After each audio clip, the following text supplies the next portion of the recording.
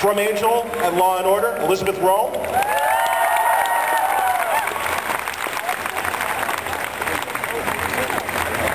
And of course, from Firefly and Desperate Housewives, Nathan Fillion, ladies and gentlemen.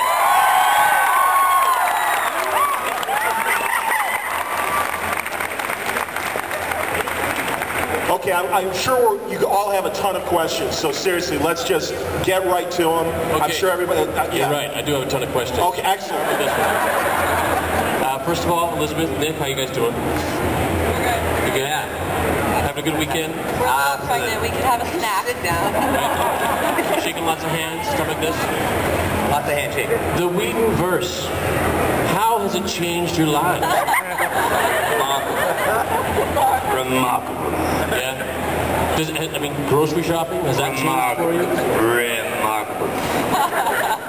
He's funny, this guy. How often do you hear, Elizabeth, I loved you an angel? How often? It's usually, I have to say, like, having done such a cool, hip, young show and such a kind of older, you know, the fans of Angel are much more fun and they dress better. And the fans of Law and Order are usually like my parents' friends.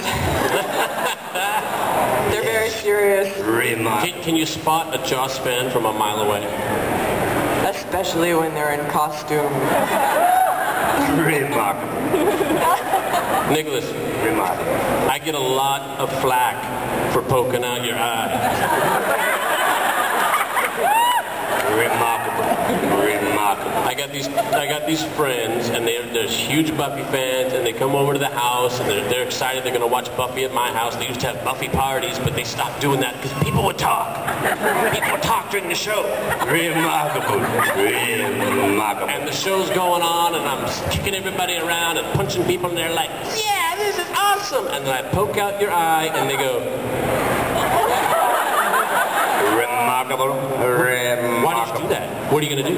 What's going to happen to his eye? Does he get a magic eye? Remarkable. Channeling Fernando Lamas, I like that. Remarkable. Do people meet you and go, hey, your eye? Remarkable. Remarkable. I think this could go on for an hour. Yeah, he's okay? getting like 50 and get like 100 bucks or You guys better jump something in and like start that. asking questions. Remarkable. For being remarkable, I'd like a remark.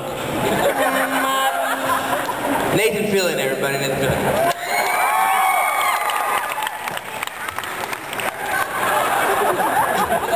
I think they said, keep it on. Yeah, take it on. Obviously, someone who's a huge fan of my work, with all the love and respect that goes along with it. Thanks. Elizabeth, how far along are you, if you don't mind me asking? I'm a week short of 7 months. Wow. So any second. Do you know, or are you keeping it a secret, or? It's a girl. Cool. You unwrapped it. That's awesome. You unwrapped it before Christmas. You peeked. You know why? Because it's really, anybody who's been a mother or, you know, is pregnant here, it's very strange to be pregnant and not know, you can't refer to it, you know? I needed more specific than that, so.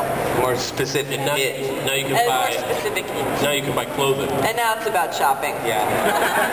My mother was so sure when she was having me that she was going to have a girl that she bought a lot of girls. And that's what happened. There you go. Ba-dum-bum. There you go, Nathan. We weren't rich or anything. They weren't. You there, yes? I have a question for Nathan. Could you tell us about your Kids Need to Read project? Why don't you have a mic? I don't know. That's a fair question. Do you want to run around? Here, let me run She's around. asking about the I'll be Phil Donahue. Hold on. Dr. Phil. Like Dr. Phil Donahue. Point 6 just happened right there. I asked Nathan about his Kids Need to Read project. Yes, Kids Need to Read. Excellent question. Are you But do they involved really? with this charity in any way, shape, or form, ma'am? No. No, whatever. Kids Need to Read. This friend of mine wrote a sci-fi novel, and he found out that, for kids, and he found out that a publisher will not promote your book in any way, shape, or form. So he took it upon himself to do a book tour and to go to different schools and to different libraries and talk to people about this sci-fi book that he's got. And in doing so, he realized that there are libraries all over this country that are incredibly underfunded. There are libraries with empty shelves. So he started a charity called Kids Need to Read, and he and I have been trying to sell books and at cost, and all the proceeds go Kids Need to Read to buy books for underfunded libraries. I think a very, very good cause. There's a website for it, Kids Need to Read, something.com. And It's really helpful. it's truly. And then there's my website, youcan'tmakemeread.com. So, it's clashing Not when you're looking at the pictures. clashing Nick. charities. Just keep looking at the pictures and moving your lips, and no one will know. That's why I was one of those little Remarkable. We got one over here. It's the only word he read in the book that made sense to him. Mr. Nathan, Yes, I've watched you since you were young on One Life to Live. 13 years ago, I know. 1994, the best Joey ever. It was the best, Joey. That I have to say. No comparison. I enjoyed you when you came back for Ace's funeral. A moment of silence for Ace Buchanan. Thank you. I was hoping that you'll make more guest spots On One Life to Live? on One Life to Live. Have you guys ever done a soap opera? I did dance. I did One Life to Live. Did you really? I got fired from One Life to Live. Cool. What year were you there? I was there in '98, and I did like 6 months, and then Who did you play? What was your storyline? Who was what it? happened was there was a new family that was written, and the writer who wrote the new family got fired, and along with her characters. So it was good. It was the right thing, you know. Nothing else would have happened. I'd probably have stayed there forever. Yes. But, you know, but it was a great 6 months because I'm from New York City. It was a good job. It's kind of like it's the boot camp. I mean, you go in every day and you got 30 pages of dialogue, and you better get it right You better. because they're moving on. You better. It's like, ooh, can I do that again? Nope, good enough. Move on. No, it's true. It is. Did you win any awards? For One Life to Live? Yeah. No. I was nominated for a daytime Emmy. Thank you. Were for you asking. really? I was. For best Joey ever. So yeah, that was. So then there was more than one Joey. Oh yeah, I replaced. Joey. I was 22 years old. I replaced a kid that was 16 years old.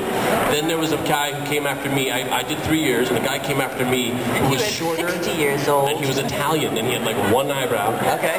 That's a Joey to me. That's a joke. Oh, wait a second. Joey. That's so funny because Donnie all my Jeffco. scenes were with Joey. Yes, Donnie with Jeffco. Joey. That's funny. They could have been with you. Yeah, and Robin Strauss.